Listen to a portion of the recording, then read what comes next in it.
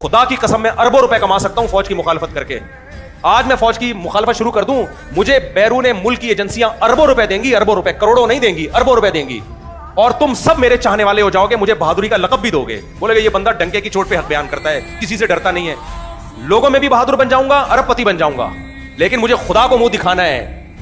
آپ کو پتا ہے میرے چینل کی ویورشپ بہت کم ہو گئی ہے جب سے فوج کی حمایت کی ہے میں نے, جب سے فوج کی حمایت کی, لیکن پھر بھی میں حمایت کرتا چلا جا رہا ہوں. بھاڑ میں جائے چینل ایسی کی تیسی. لوگ مجھے کہہ رہے تھے یہ ڈالر مفتی ہے. میں جب انڈیا نے جنگ شروع کی ہے نا, مودی نے, آپ کو پتا ہے بارڈر پہ گیا تھا, واگا بارڈر پہ فوجیوں کو ہم سپورٹ کرنے گئے تھے. ہمیں کسی خدا کی قسم فوجی نے نہیں کہا تھا کہ یا آرمی چیف نے یا کسی افسر نے کہا کہ جاؤ واگا بارڈر پہ فوجیوں کو تسلی دو, اتنے پیسے دیں گے. لا الہ الا اللہ مسجد میں بیٹھا ہوں, ہمارے دل میں خود خیال آیا, حضرت مفتی عبدالرحیم صاحب کے دل میں خود خیال آیا, یار پوری قوم نے ساتھ چھوڑ دیا ہے, جا کے ان کو تسلی دو, انڈیا نے اٹیک کی دھمکیاں دے رہا ہے, فوجیوں کا مورال بلند کرو. ہم گئے وہاں پہ, ہمیں اس کی قربانی کیا دینی پڑی, ہمارا چینل انڈیا میں بین. سب سے زیادہ ویورز ہمارے انڈیا کے تھے. اب لوگ کہہ رہے ہوتے ہیں مفتی صاحب آپ کے چینل پہ وہ ویوز نہیں آ رہے. بھائی زیادہ تر ویوز ہمیں کہاں سے ملتے تھے, انڈیا سے, وہ چینل ہی اڑ گیا. پھر آدمی کو افسوس نہیں ہوگا. اس کے بعد لوگ نیچے کہہ رہے ہیں ڈالر مفتی. ڈالر صحافی وہ ہیں جو اس وقت پاکستان کے خلاف بول رہے ہیں, ان کو باہر سے پیسہ مل رہا ہے, دبا کے پیسہ مل رہا ہے ان کو. تو شیخ ادریس رحمۃ اللہ علیہ کو شہید کیا گیا ہے بخاری پڑھانے کی وجہ سے نہیں. ہمیں حق بولنا چاہیے, ہم کیوں نہیں بول رہے لوگوں کے سامنے حق. ان کو شہید کیا ہے فوج اور پاکستان کی حمایت کی وجہ سے. اور کے پی کے میں جو عالم اس وقت فوج کی حمایت کرے گا اس کی زندگی خطرے میں ہے. تبھی ہم جو علماء کے پی کے میں ہیں ان کو کال کر کر کے کہہ رہے ہیں آپ فوج کی حمایت نہ کرو. اس لیے نہیں کہ ہمیں پاکستان سے محبت نہیں ہے, اس لیے کہ ان کی زندگی خطرے میں ہے. ہم کہتے ہیں جب آپ فوج کی حمایت کرو گے آپ کو اڑا دیں گے, تو حکومت کو لازم ہے کہ آپ کو سیکیورٹی دے. حکومت تو سیکیورٹی دے نہیں رہی ہے, تو کیوں اپنی زندگی کو خطرے میں ڈال رہے ہو. تو اس لیے جو بھی پاکستان کی یا فوج کی حمایت کرے گا, گیا وہ پروگرام بڑھ گیا اس کا, تو یا تو بہت سخت سیکیورٹی لے کے گھومے جیسے مفتی عبدالرحیم صاحب گھوم رہے ہیں. مفتی عبدالرحیم کو پوری دنیا سے خطرہ ہے. جن کو تم لوگ درباری اور سرکاری اور پٹھو اور فلانا کہتے ہو, مفتی عبدالرحیم نہ عوام سے ڈرتا ہے کہ لوگ کیا کہیں گے, اور نہ وہ پیسوں کا لالچی ہے. مفتی عبدالرحیم کے پاس خدا کی قسم ایک بالی زمین نہیں ہے, کسی کے پاس کوئی جائیداد نہیں ہے. بچوں کی حالت میں جانتا ہوں, میرے شاگرد ہیں, اپنے پاس کوئی جائیداد نہیں ہے. باقی بڑی بڑی گاڑیوں میں گھومتے ہیں, وہ مجبوری ہے ان کی. بڑی گاڑیوں مریدوں نے ان کی خدمت کی ہے, اس لیے کہ سیکیورٹی تو دینی ہے نا, یا ترنے والا بنا دیں. اور سیکیورٹی کی اتنی شدید ضرورت کیوں پیش آ رہی ہے, کیونکہ سب کو پتہ ہے یہ پاکستان سے محبت کرتے ہیں, پاکستانی فوج کو پروموٹ کرتے ہیں. لا یخافون فی اللہ لومۃ لائم, کسی ملامت کرنے والے کی ملامت کی پرواہ نہیں کرتے. کیونکہ مفتی عبدالرحیم صاحب نے جو تاریخ اور ہسٹری کا مطالعہ کیا ہے, میں اور آپ وہاں تک پہنچ نہیں سکتے. وہ کہتے ہیں وہی غلطیاں ہم دہرا رہے ہیں جو ماضی میں دہرائی گئی ہیں.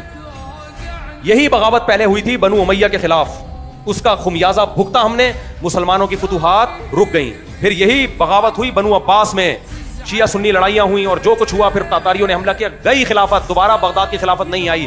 پھر یہی کچھ ہم نے ہندوستان میں اور خلافت عثمانیہ میں ہوا. خلیفہ ترک خلیفہ بار بار مسلمانوں کو کہتا تھا کہ یہ فرانسیسی ہیں جو تمہیں خلیفہ کے خلاف برگلا رہے ہیں, یہ تمہاری خلافت توڑنا چاہتے ہیں, ان کی باتوں میں مت آؤ. مگر ینگسٹر فرینچ کے پروپیگنڈے میں آ گئے, خلافت عثمانیہ گئی اور دوبارہ اس کا نام و نشان ختم.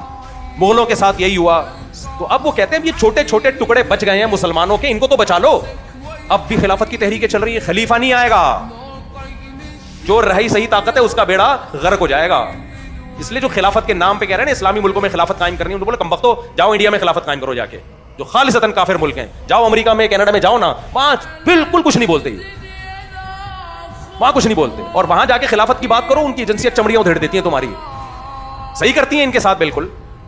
ان کو یہ ملک ملا ہوا ہے کیونکہ ملک اسٹیبل نہیں ہے, چاروں طرف سے اٹیک ہو رہے ہیں, بلوچستان الگ, کے پی کے میں الگ.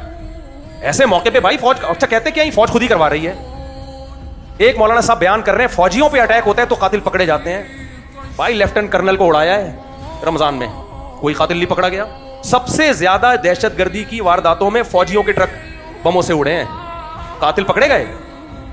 تو آپ کیوں عوام میں کنفیوژن پیدا کر رہے ہو؟ چاہے فوجیوں کو قتل کریں, چاہے علماء کو قتل کریں, عوام کو قتل کریں, ہماری نظر میں سب کیا ہیں, برابر ہیں. جو دہشت گرد مولانا ادریس رحمۃ اللہ علیہ کے جنہوں نے شہید کیا, وہی فوجیوں پہ بھی اٹیک کرتے ہیں, وہی ایف سی کے اہلکاروں پہ بھی اٹیک کرتے ہیں, وہی علماء کو بھی شہید کرتے ہیں. ہماری نظر میں ان میں کوئی فرق نہیں ہے. ابھی ہمارے ایک ریلیٹو بنو میں شہید ہوا ہے, بیچارہ پولیس میں تھا, اڑا دیا. اس کا کیا قصور یار, بے گناہ عوام کو تم مار رہے ہو, قتل کر رہے ہو. تو اس لیے میرے بھائی فوج سے آپ 100 دفعہ اختلافات کرو, لیکن ایز اے ادارہ عاصم منیر کی ذات ہماری نظر میں اس کی ویلیو نہیں ہے. آرمی چیف آتے ہیں جاتے ہیں, اچھا بھی آئے گا کبھی برا بھی آئے گا. اگر مفتی عبدالرحیم کہتے ہیں عاصم منیر اچھا آدمی ہے, آپ اختلاف کر لو, کہہ رہے نہیں اچھا آدمی نہیں ہے, اس سے ان کی صحت تو کوئی فرق نہیں پڑے گا. کوئی باجوہ کو اچھا کہے گا, کوئی برا کہے گا, کوئی مشرف کو اچھا کہے گا, کوئی برا کہے گا, لیکن بات ہے ایز اے ادارہ. ایک ہے آرمی کے سربراہ ہونے کی حیثیت سے جب آپ بغاوت پیدا کرو گے, سربراہ ہونے کی حیثیت سے برائی کے مقصد یہ ہوگا کہ لوگ اطاعت سے ہاتھ کھینچ لیں, یہ بھائی اپنے پاؤں پہ کلہاڑی مار رہے ہو. سب سے پہلے اسلام, اور ملک میں سب سے پہلے پاکستان, اس پہ کوئی کمپرومائز. اور اسلام ہی ہمیں کہتا ہے ملک بچاؤ, اجتماعیت بچاؤ, یہ اسلام ہی کا حکم ہے. تو اس لیے ہمیں بچانا پڑے گا, اس لیے ہوش کے ناخن لینے پڑیں گے. مخالفت میں حد سے آگے جانے کی کوشش مت کرو.